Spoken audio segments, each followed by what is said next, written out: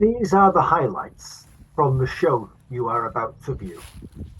Watch this video for an excellent summary of what it takes to take up falconry in Washington state. Falconer Liz Burns explains career options for falconers, such as being a forest steward and how she sought out falconry opportunities with her native red-tailed hawk.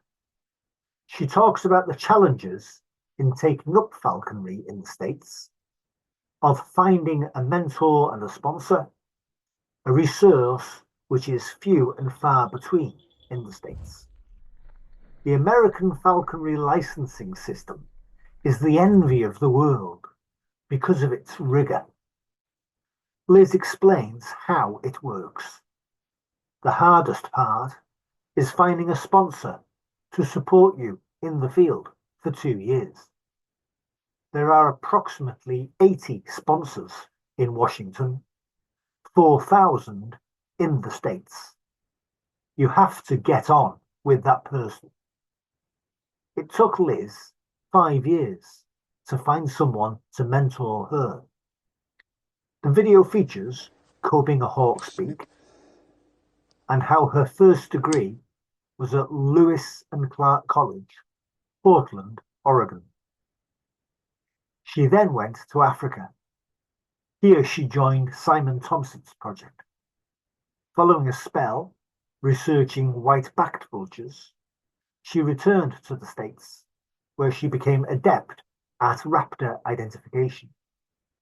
She then set about increasing awareness amongst stakeholders about the benefits of having a falconer around. We explore other opportunities in Washington with birds of prey, and she discusses the importance of bond building with your bird, managing flying weight, treating midwinter anemia, and keeping comprehensive notes. As one biologist once told me, conservation is not for the squeamish, and neither is this video. If you are learning English as a second language, this video will be good for you because you will hear two accents, an American and a British one. And before we go any further, I would like to say thank you to my subscribers. Without you, there would be no channel. I appreciate the support of each and every one of you. Thank you. Managing working birds of prey and living the wildlife looks like this.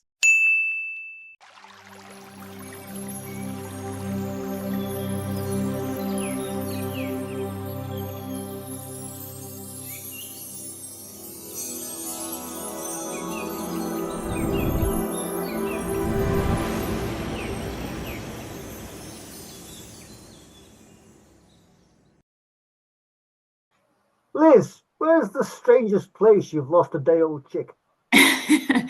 I haven't lost a day-old chick, but I think the kids that come over for play dates with my kids are pretty shocked when they find bags of rodents and quail in the in the freezer next to the popsicles. Liz, what do you do? Now I am a second-year falconry apprentice. Here in the UK, we really admire the American system of falconry. Can you just summarize it for me, please, in your state? Yeah, so basically, I think the hardest part of it is finding a sponsor because you need to have a sponsor that's going to stick with you for your first 2 years as an apprentice. And falconers are few and far between here. I think there's only about 80 in the state of Washington. There's 4,000 in the United States, plus or minus a few. Finding somebody that you trust and that you click with is really unique. So that was probably the hardest part of getting started. That took me about 5 years to find somebody. We are also friends outside of falconry, so it really, really works. But you really need somebody to take you step by step because there's just so much to learn, especially in those first couple years. And then the second part is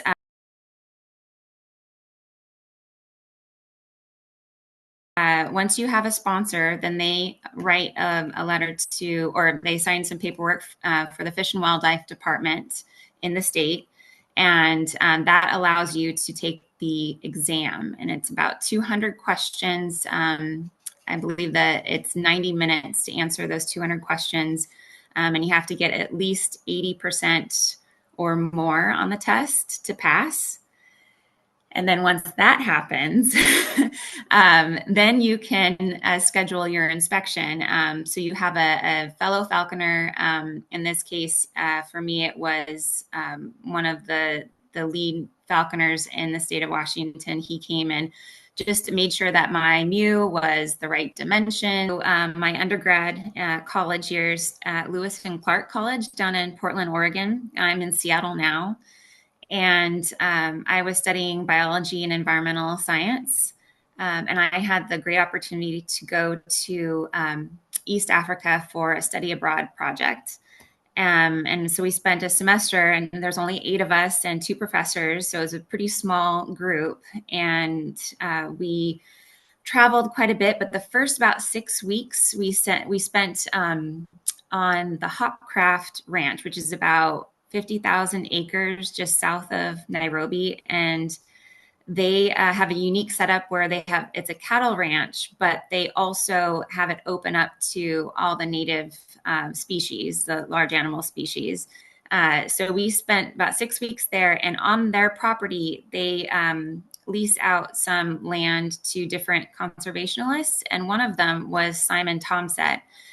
I met him, got to work with some of his captive bred birds and some of his injured birds that he was rehabilitating. He asked if I wanted to stay on for a little while longer and work with him. Bill Clark, who is one of the raptor specialists of the world, and then Dr. Munir Virani. And there was a big question at the time about what was wrong with whiteback vultures in India. They were dying out. We didn't know the reason. So our job was to collect as many samples of whiteback vultures in East Africa.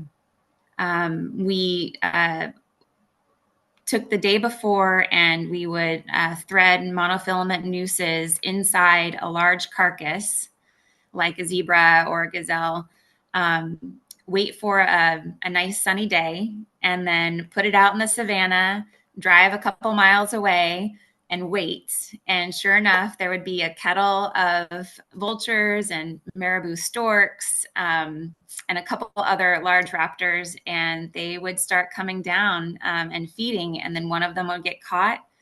We would drive over, and there was about 5 people just to manage one vulture, because you had to be in charge. Someone had to be in charge of the head, someone had to be in charge of the wings, someone had to be in charge of the talons. They're not such a passive bird. They can do some damage if you let them.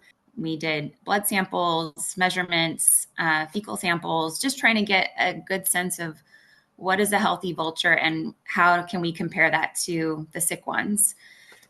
So we did that for about 6 weeks after my initial study abroad program was done. And I could also explain how I got into falconry here in Washington after the fact. I worked in oncology for almost 18 years. One of my patients who we were treating came in, and she had this beautiful feather bracelet. And I asked her about it, and we started talking. And she was a part of this infamous band of older ladies called the Birding Biddies. And and they are tenacious. They have no filter. They have been on so many adventures together in their lifetime. And she brought me in to this amazing group of women. And I started working with them at our annual hawk census every year up in the Skagit Flats, which you start at 9 on the dot and you end at 11 on the dot. And it's all about raptors the entire time and IDing them. We were trying to find if they were male or female, if they had a band for research, or if they were banded because of some other reason. A lot of the peregrine falcons in the state of Washington are banded. At least we try to band them when possible, when we find an eyrie. It was me in the front seat for about 5 years. I became the route leader. We were IDing a bird that was a little bit far off. It was a smaller raptor.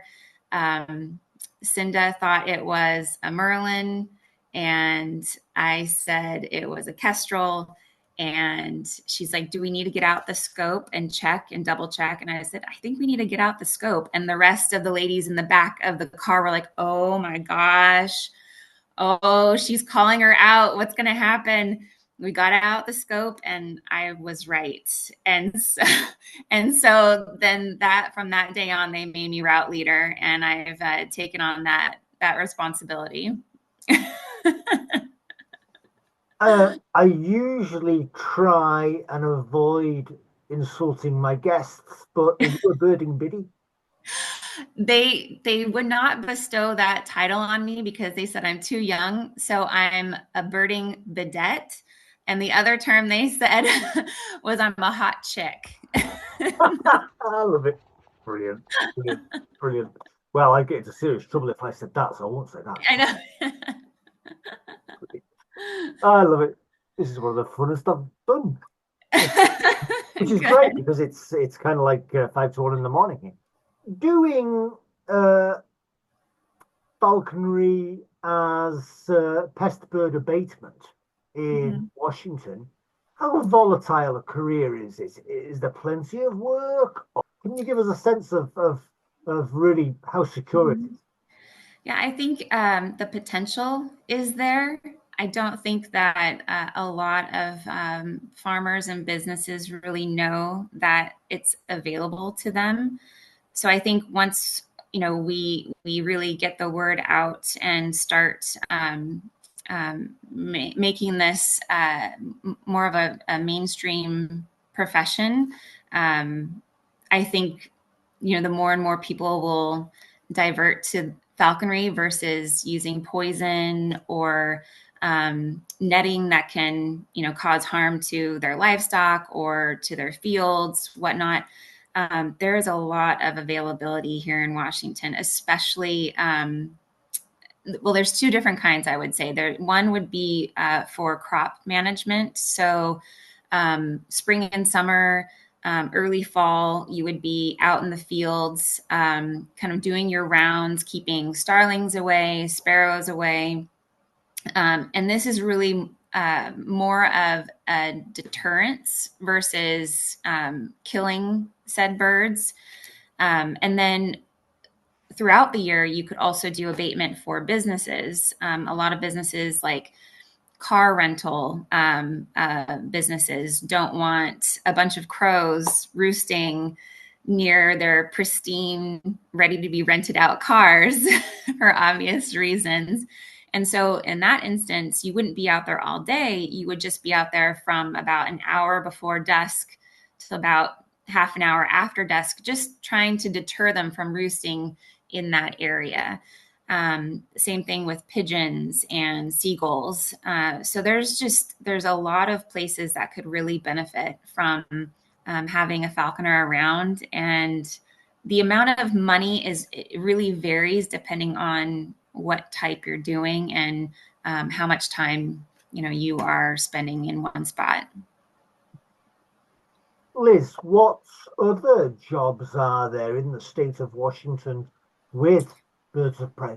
Is rehabilitation, education, quite a few really amazing zoos, and then there's also abatement. Liz, what skills do novices usually lack in the field of abatement, falconry, or rehabilitation, or zookeeping of birds of prey? I mean, I think experience has to be at the top of the list because you just can't know everything that you're going to run into out in the field or even in rehab. It varies so much.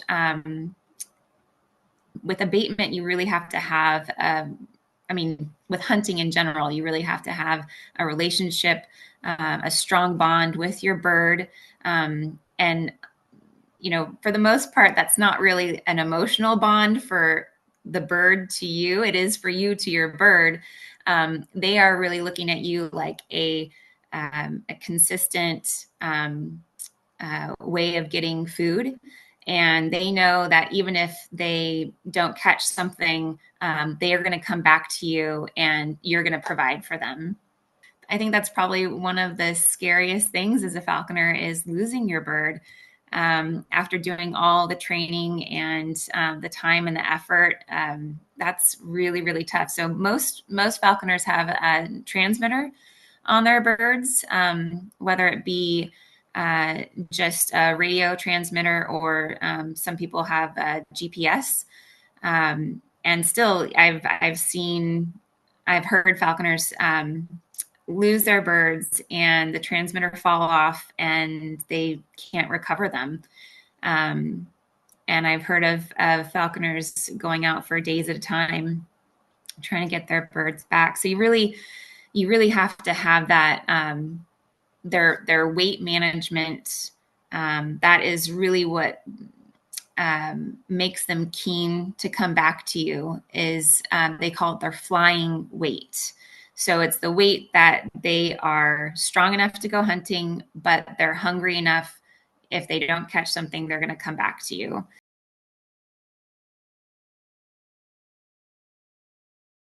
You really have to be on top of that, because if they're too high, they'll just you let them go, they'll fly up into a tree and sit there with their foot up and ruffle their feathers and not come down for hours or days. And because they're happy, they're fat and happy, and they don't need anything from you at that point.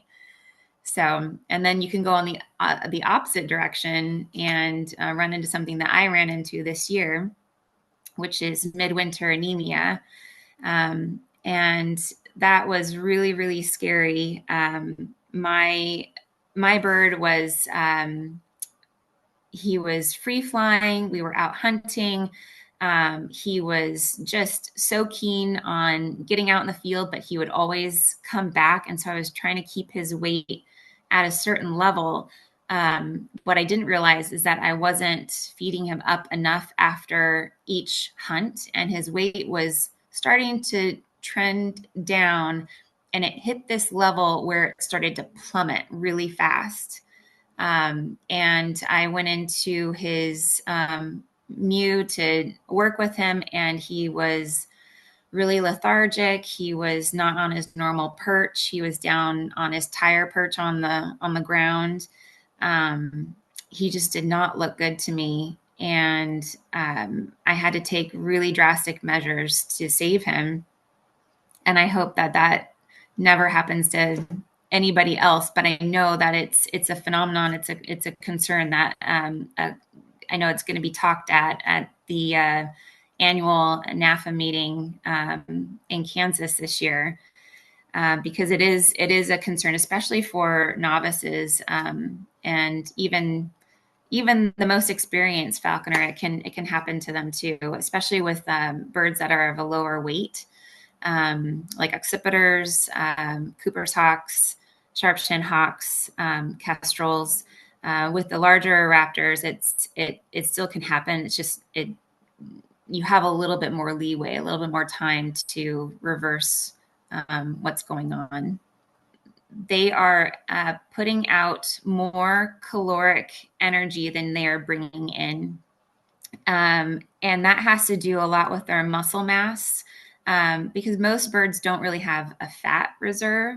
They have muscle reserve. And so when you're training, you're building that endurance. You are building up that muscle mass. And as that muscle mass grows, as they become stronger, they need more calories.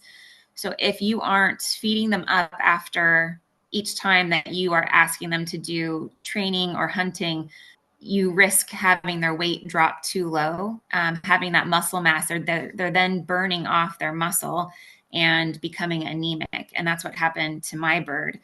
In this instance, I am very lucky to know another falconer who is just a year ahead of me.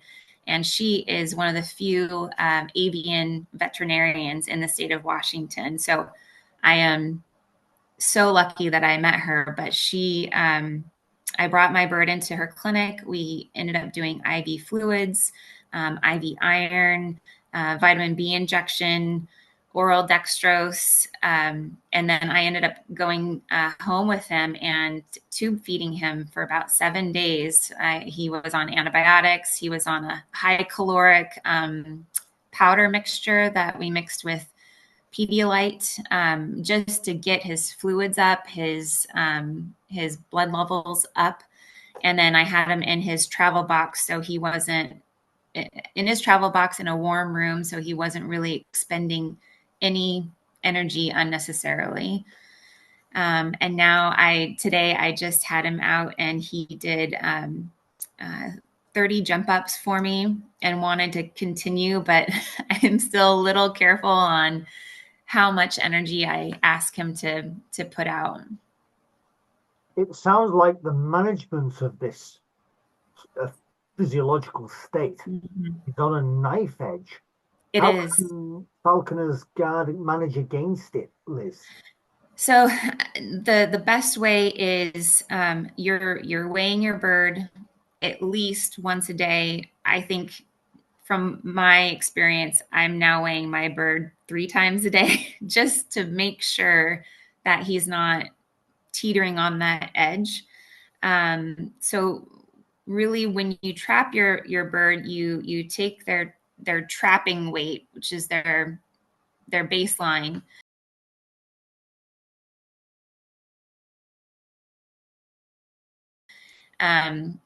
And you are managing that weight with how they are keen on what you're asking them to do. If my bird dropped down 100 grams and he is coming straight to my glove as soon as I put my arm up, that is a really good sign. If he went up 100 grams, he might not even come to the glove. There's just this very tight balance. So you're managing, you want to quantify how much you are giving them for their food. So you're measuring out the quantity and then also the type of food, because there's food that you can give them that has casting material in it, like feathers and beaks and such, and fur. And then there's also tidbits that you can give to them that are pure muscle, like beef heart or liver, something like that, that doesn't have any connective tissue or casting material in it. And so you have to know what those different types of foods can do to your bird, what they are going to retain as a caloric value, and what they're going to, cough back up in a pellet. So it's such a fine line. So I think documenting every single thing that you do, their weight, their mood, how keen they are, the quantity of food that you're giving them, all those things matter. And especially as someone who's really on the verge of learning all this, you have to be extra careful. I mean, I know that there's falconers that have been doing this for decades, and they have such a good sense of, just by the attitude of the bird, what they're willing to do. They go off of that, and they feel their breastbone, their keel, and how muscular it is.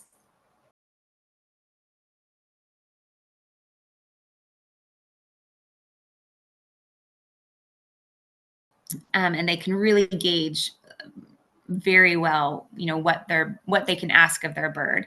But for me and falconers like me, you cannot rely on that. You have to document and really be painstakingly accurate with what you're doing.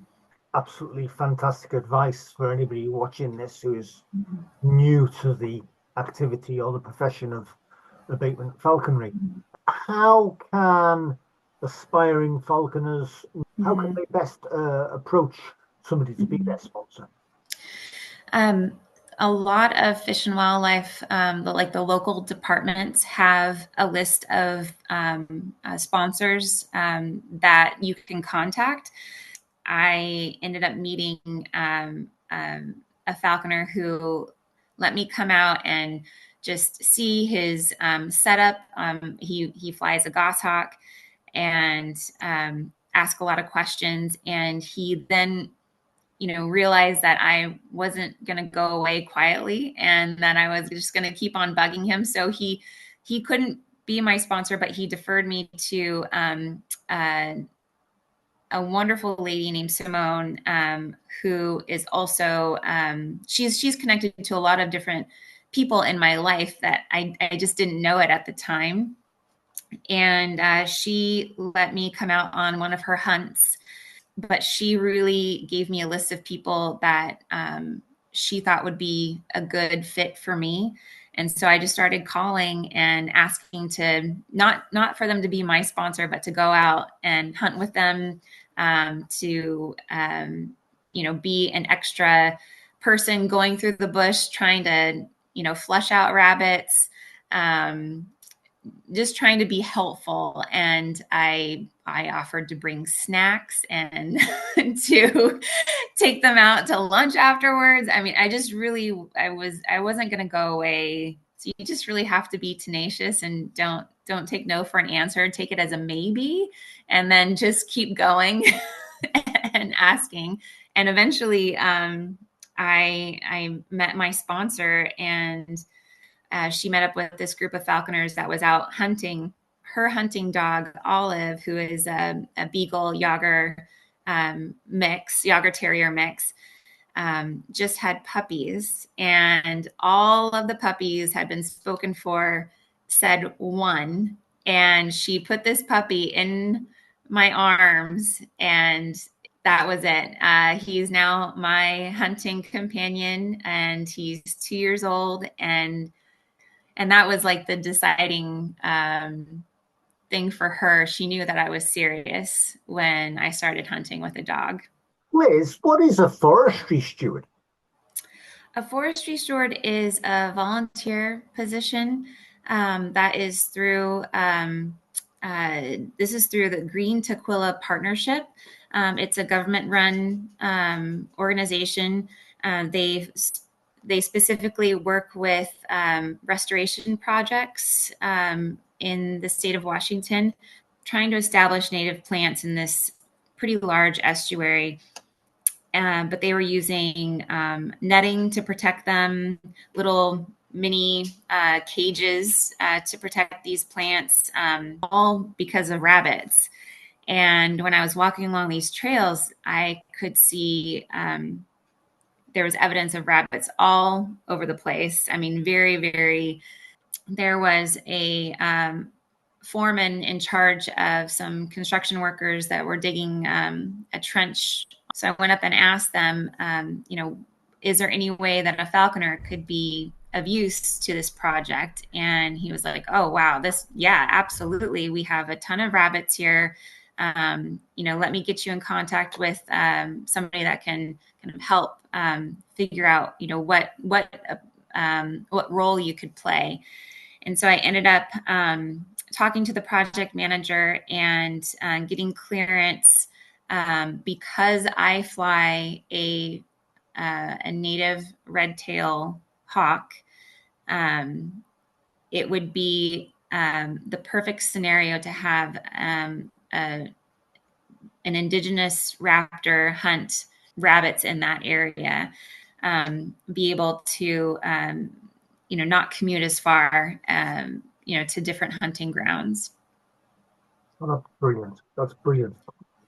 Liz, if we can go back to the subject of midwinter anemia. Yeah. As far as I understand it, in America and in Washington, the system for novices is that their first bird should be either a red-tailed hawk or a kestrel. Yes. Should midwinter anemia affect their decision in choosing either a red-tailed hawk or a kestrel?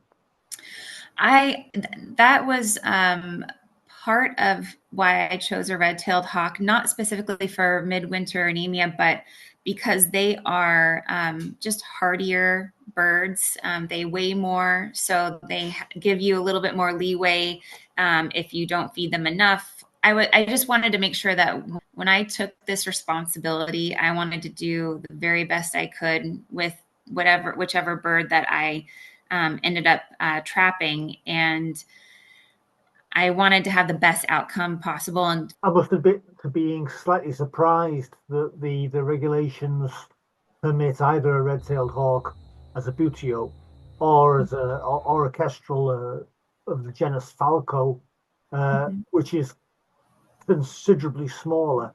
Is there yeah. any particular reason for the difference?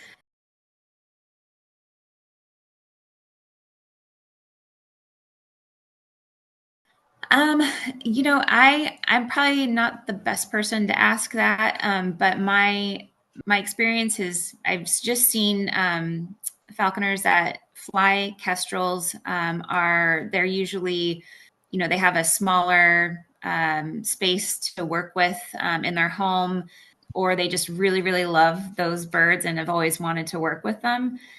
Yes, how would you describe abatement falconry in Washington State today?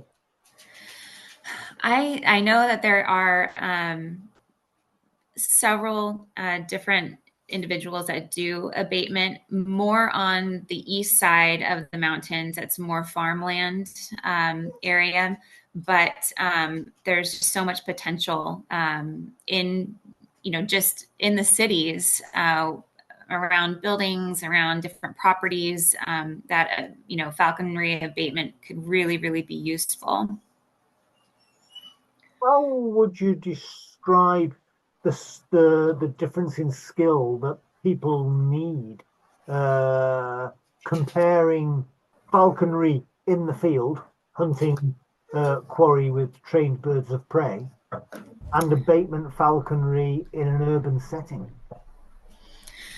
I think it's really the time of day, and then the amount of time given to either of those.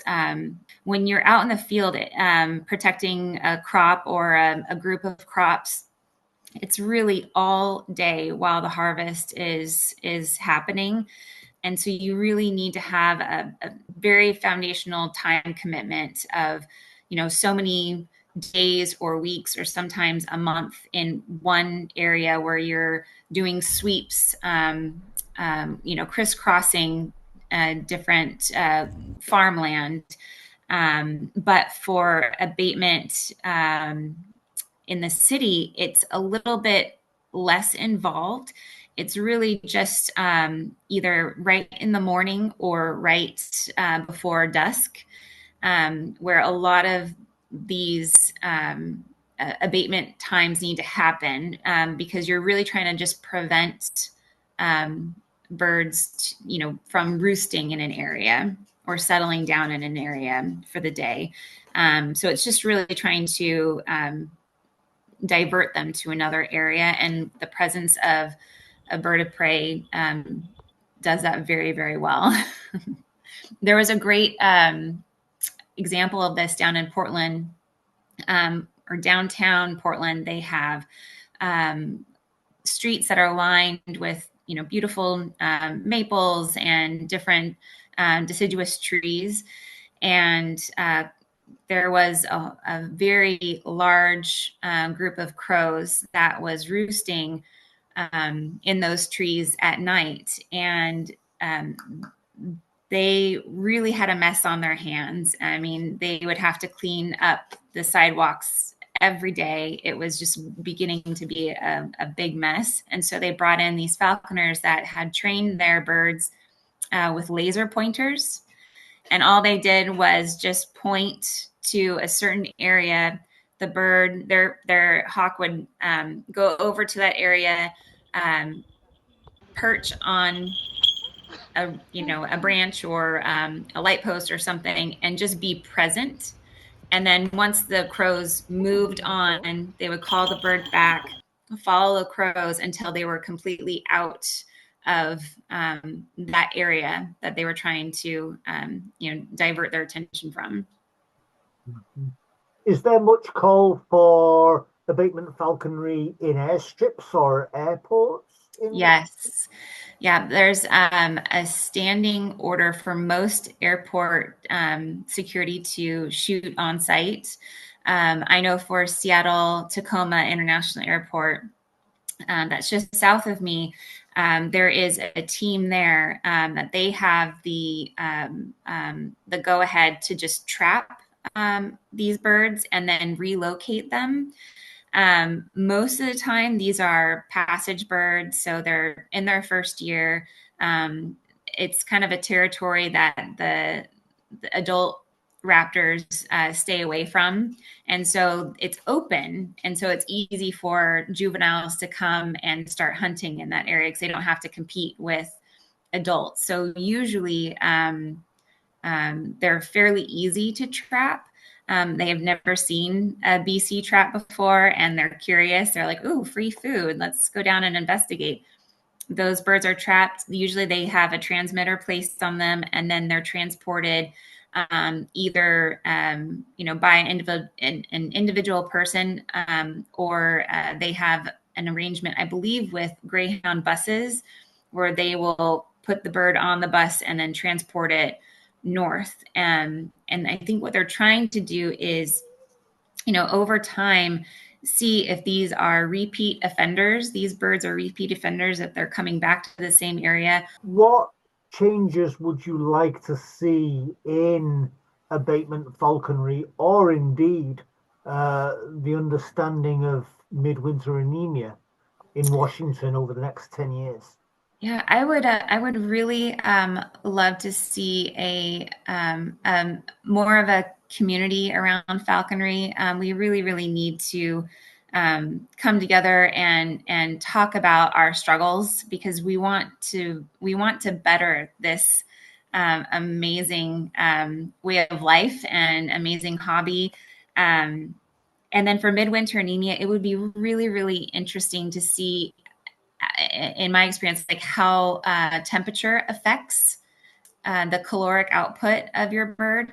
That would be fascinating to find that out. I feel like that would be a really good undergrad study project. And just, I think it's hard to see what the threshold would be. It would have to be so individualized. I don't know if they could ever come up with a specific algorithm or calculation that you could use. But it would be interesting to see if they could do that. That I'm really pleased you mentioned that. Actually, that was going to be my next question. Can you suggest a project for an undergraduate in biology or even raptor biology, a way of calculating risk, perhaps, of midwinter anemia? That would be a really fantastic item for research. I think that if we could I would say either find or identify the ways we could prevent midwinter anemia, and if it does happen, how can we quickly aid our bird in the field? Because the time that it takes for the bird to be stable and then become, just direly sick is such a short time. It would be nice to have a protocol to bring with us in the field for that. It'd be interesting to see if they could figure that out, or what certain variables affect the bird more. Would it be a lack of calories taken in, or would it be temperature, or would it be time out in the field? Those would be questions that I would really like to know the answers to. Liz, is there anything you'd like to add? But abatement can only be done with a captive bred bird. So it cannot be with a red-tailed hawk or a kestrel. It has to be with like a Harris's hawk. And I believe different species of falcons are in that group as well. But that's one regulation that people need to know about and abide by. Mm-hmm. So for my forestry stewardship, this is a volunteer position and I'm not getting paid for it at all. So it was okay to fly a red tail and do that type of work with the restoration project. Any advice, Liz, for somebody wanting to get into falconry? Don't take no for an answer. If you have the chance, go on every single hunt that you can. Help different falconers out with projects that need two hands, like putting on a transmitter on a bird, or helping to build a mew, or a run line, or making tire perches. There's so many skills that you need. Just get your hands dirty and have fun with it, and just try to keep an open mind and use every experience as a learning opportunity. Liz, you are a second year falconry apprentice and a forestry steward. Thank you so much for being on the Practical Animal channel, Liz Burns. Thank you so much for having me.